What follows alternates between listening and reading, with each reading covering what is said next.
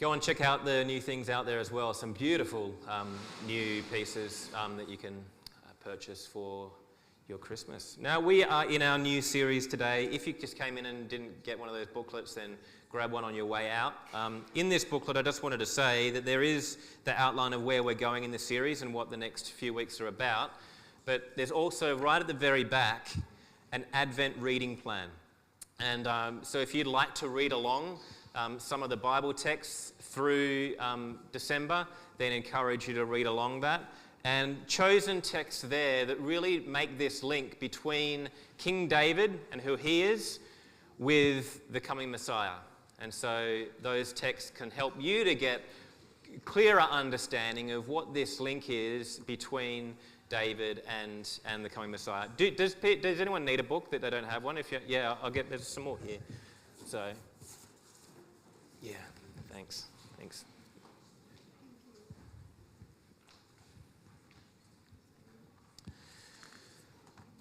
Well, I want to start by asking you a question. The question is there such a thing as a stupid question? Is there such a thing as a stupid question? And I've got a little video here for help you to decide for yourself.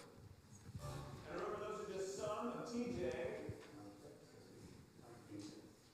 Are there any questions? Come on, guys, any questions? Anything? Any questions? Come on, guys, there's no such thing as a stupid question. Yeah. Hey, here we go. Are dogs boys and cats girls? Yeah. Where do pigeons go at night? Was Michael Jordan named after Jordan's sneakers? Is Bon Jovi the same guy as John Bon Jovi? How many stairs are there, like in general? What does Siri do when I'm not calling her? Is Jurassic Park based on a true story? Is Toy Story based on a true story? Is Star Wars based on a true story? Who lives in my basement? Can I use the restroom in 18 minutes? Yeah. What year is it? Can I still watch the Bill Cosby Show? What you talking about, Willis? Whatever happened to George Lopez? Anyone else really miss him? What did Thomas Jefferson bring back from France? And what was its significance for the next 10 years? Okay, now that is a stupid question. All right, let's see you guys next week. Get out of my classroom. Is there such a thing as a stupid question? What we are looking at today as we start this season in Advent may be one of the most important questions that you will ever answer. It's a question that Jesus asks. But when Jesus asks this question of the people that he asks it to, some people think that the answer to it is so obvious that it is stupid. The context of this question is that the Pharisees, these are the religious people of Jesus' day, are trying to trap Jesus. And in the lead up to this question, there are these series of events. There are 3 actions that Jesus performs that point to him being Messiah. There are 3 stories that he tells, and then there are 3 confrontations. So I want to step through these as we get to the question quickly. Jesus performs 3 actions that a Messiah figure would do. First of all, he rides into Jerusalem on a donkey. This, for the Jewish people, was a claim to kingship over Israel. Then, after that, he goes in and he cleanses the temple. This temple had become a place of ripping people off rather than giving access to God freely.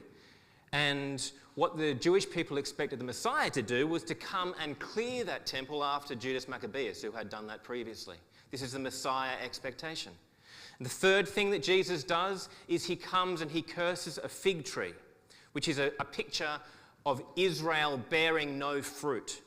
The Messiah comes as a judge figure. He performs these 3 actions, and after he does these 3 actions, he's raising some eyebrows to the people who know what he's doing and see what he's doing, and they question his authority to be able to do these things.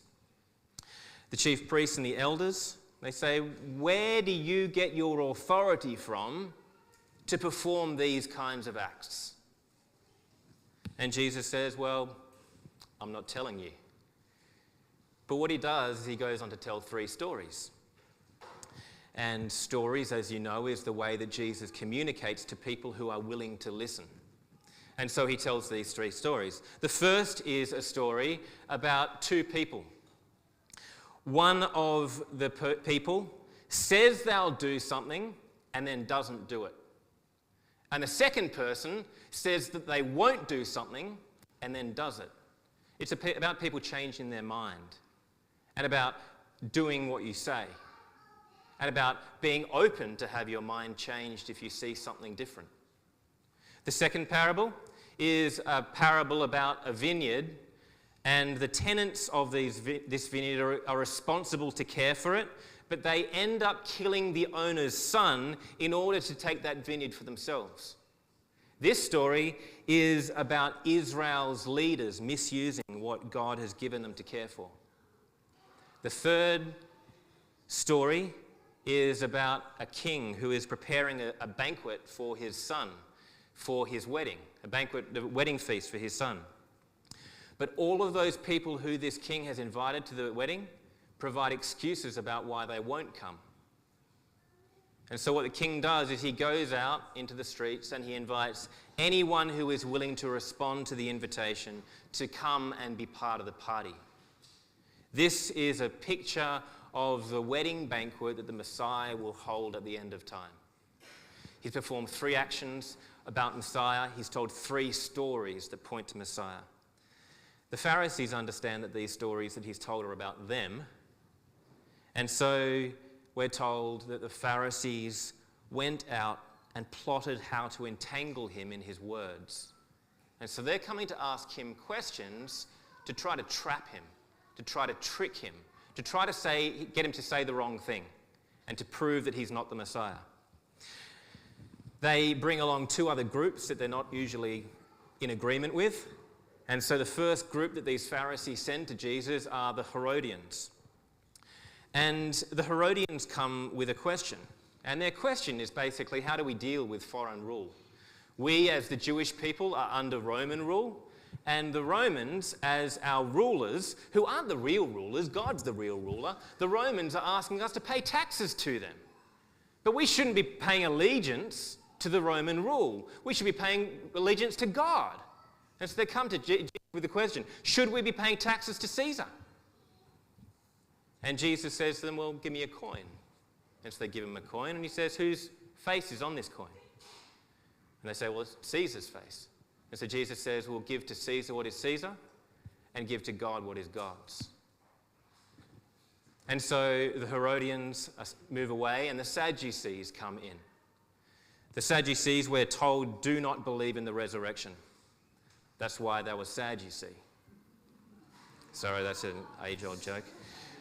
The Sadducees are coming in with the question of whose future should we be believing? Whose version of the future should we trust in? And they say, Jesus, we've got this problem. The problem is there's a man who's married to a woman, but that man dies, and so his wife marries somebody else. But then the man that his wife dies, he also dies, and she marries somebody else. And then he also dies, and she marries somebody else. And then he also dies, and she marries somebody else. And she says, here's the problem for us, Jesus. When she is raised to life in the resurrection, whose wife will she be? She's been married to all these men. And Jesus says to them, that's not your problem. Your problem is that you don't believe in the resurrection at all. And you think that God is concerned about people who are dead. God is concerned about people who are living. And so the Pharisees have sent the Herodians and the Sadducees, and now they themselves go to Jesus and they ask him a question. How do you interpret the law?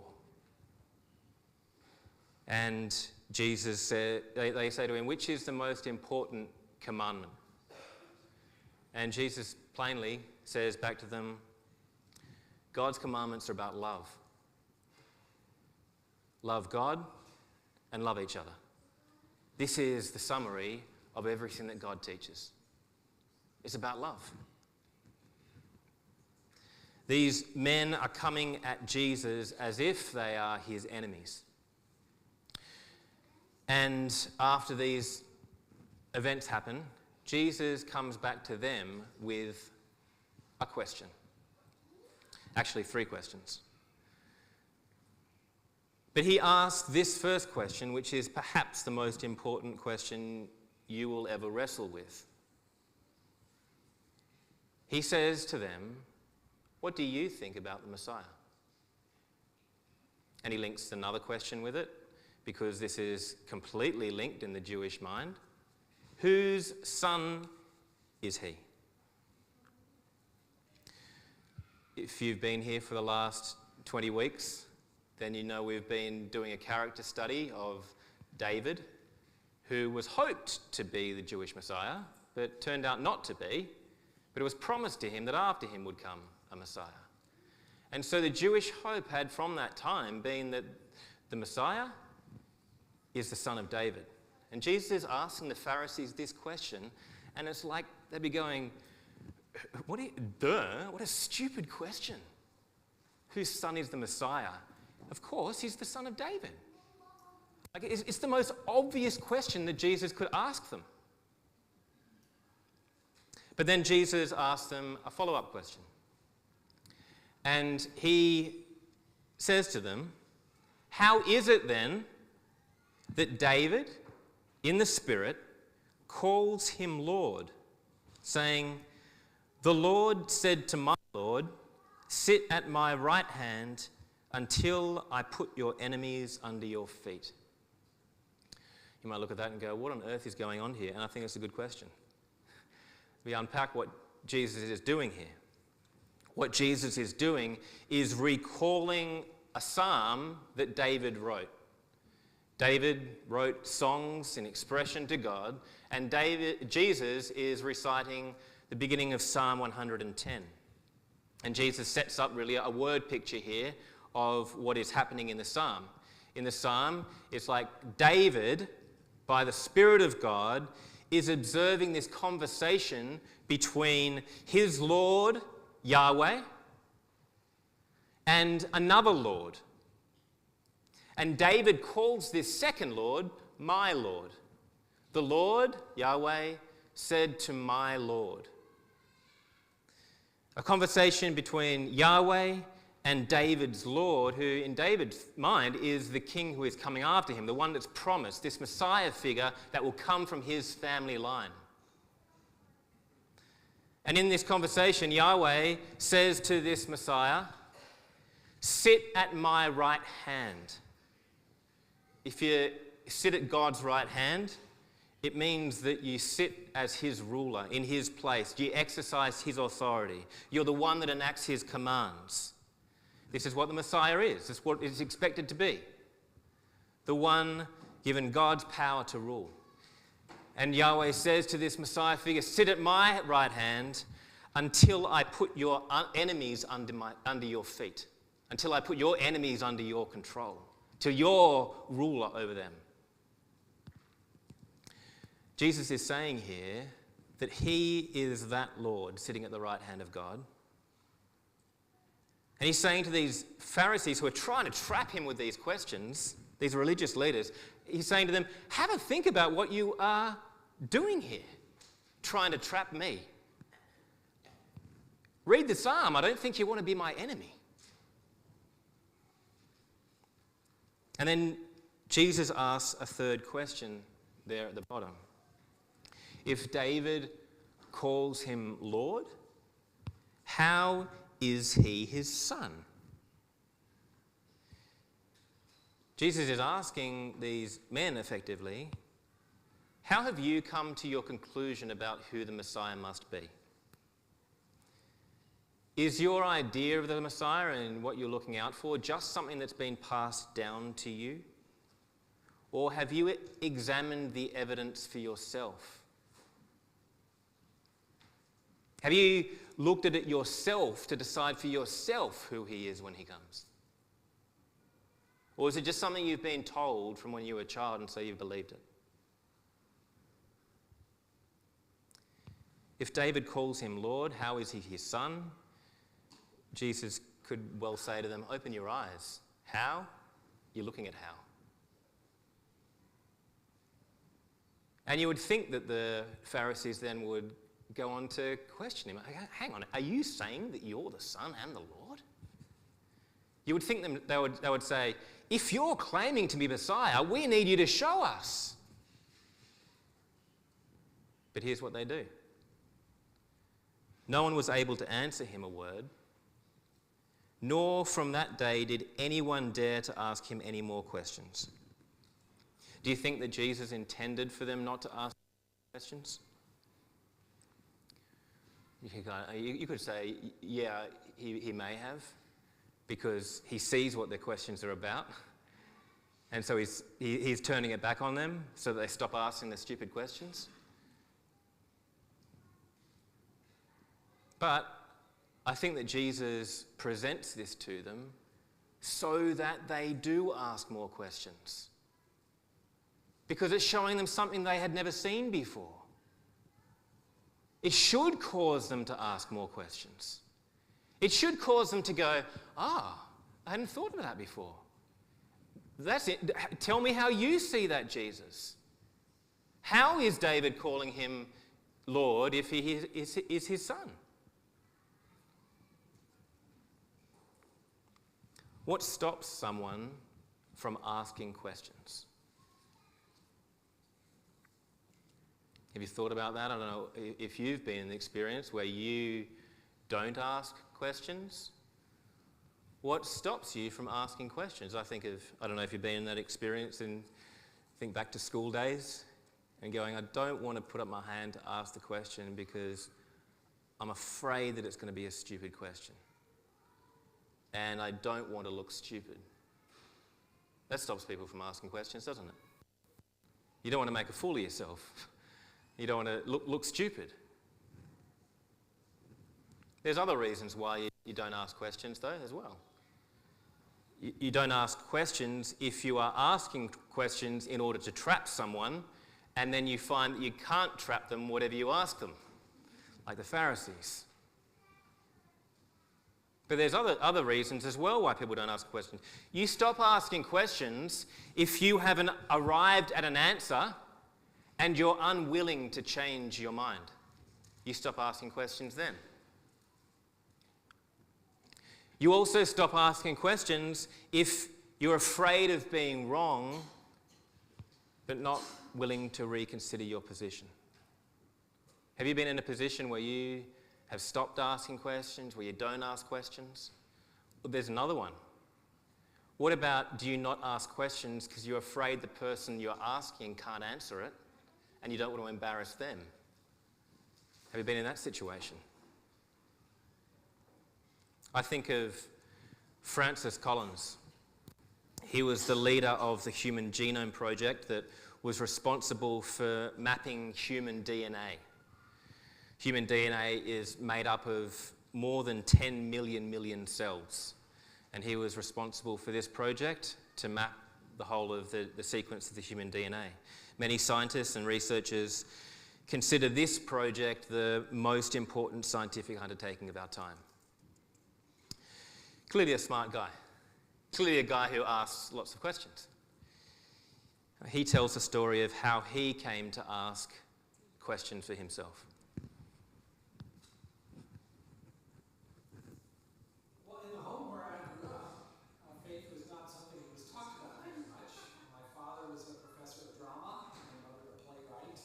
When I went to college and those discussions in the dorm late at night about religion began to occur, I had no particular reason to attach value to a faith system. It had never been something I was familiar with or had internalized at all. And I assumed that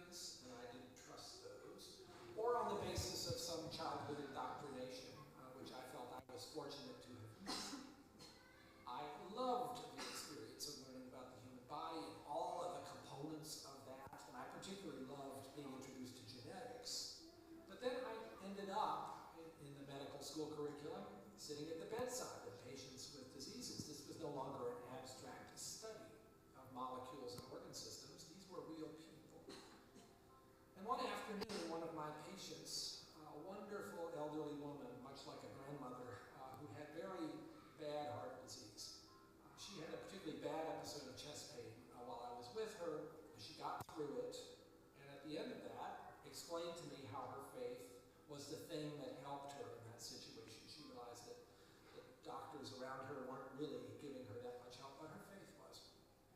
And after she finished her own very personal description of that faith, she turned to me, and I had been silent, and she looked at me quizzically, and she said, "What do you believe, doctor?" And ultimately, I had to admit to myself that her question had made me realize that I had arrived at an answer to the most important issue that we humans ever deal with. Is there a God? And I had arrived there without ever really looking at the evidence. And I was supposed to be a scientist. If there's one thing scientists claim they do is to arrive at conclusions based upon evidence. And I hadn't taken the trouble to do that. I was greatly assisted by a pastor who lived down the road, who I went and asked about all this, and who gave me a copy of C.S. Lewis's wonderful book, Mere Christianity. Because here was an Oxford scholar, a prodigiously developed intellect, who had traveled the same path. Within those pages, I realized for the first time that one can come to belief on a rational basis, and that in fact, given the many pointers that one sees around oneself in terms of the universe and it having a beginning, and its fine-tuning in terms of the way in which all those constants that determine the behavior of matter and energy seem to have been set just in a certain very precise range to make life possible. And many other things, including my beloved mathematics and why they actually work anyway to describe the universe, something that makes you think the Creator must have been a mathematician. That brought me then to the person of Jesus Christ as a person who was historically extremely well documented. That was news to me. I thought Christ was as much myth as history, and I realized after reading more about it, this was a historical figure upon which we have a great deal of evidence for his existence and his teachings, and even his rising from the dead in a literal way. That day at my patient's bedside started a journey for me, a journey that I was reluctant to begin, but I felt I needed to, a journey that I thought would result in strengthening my atheism, but to my surprise, resulted in my conversion.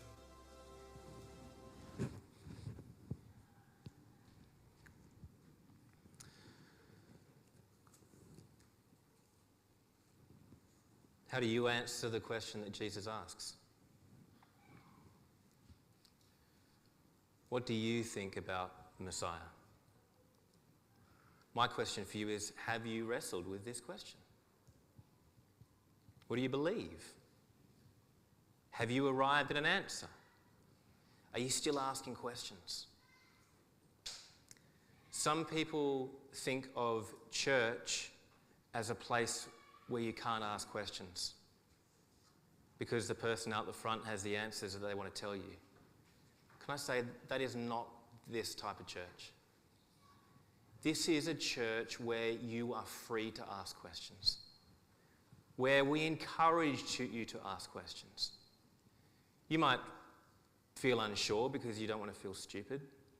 And I want to say we want to create an environment where we encourage people to ask questions and they don't feel stupid, even if it's the most obvious question you're asking, or even if it's something you think has been answered before. If it is your question, then ask it. I want to help you to see who Jesus is. That's what we want as a community.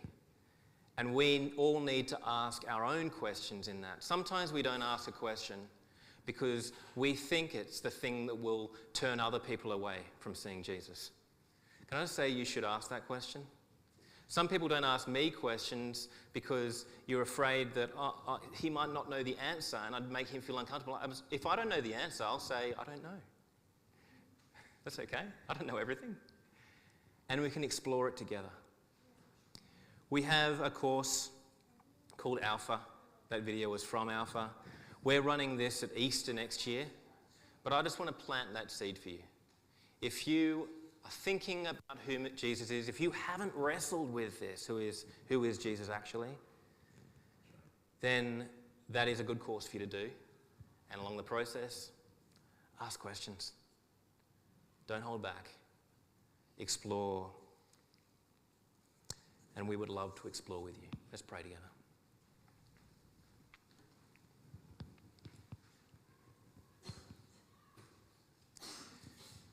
Jesus, I want to thank you for these stories of seeing you show yourself as a Messiah in your actions. Tell stories about what your kingdom looks like with you as king. And then your responses to these people that try to trap you and trick you. Your questions are good questions. And we invite you to ask questions of us in this Christmas season. Christmas, this time where you come to us as a helpless baby. Remarkable. And you come vulnerable so that people would ask questions of you. Help us not to miss who you are. Open our eyes to what you are like, God. To who you are as a vulnerable human coming to rescue us and to live the life that you desire for us. As we wrestle with our questions, help us to wrestle well together, to have good conversations, to have great meals of connection and questioning. And would you work through us in this time so that we might know who you are and many more would as well. Amen. I'm going to sing.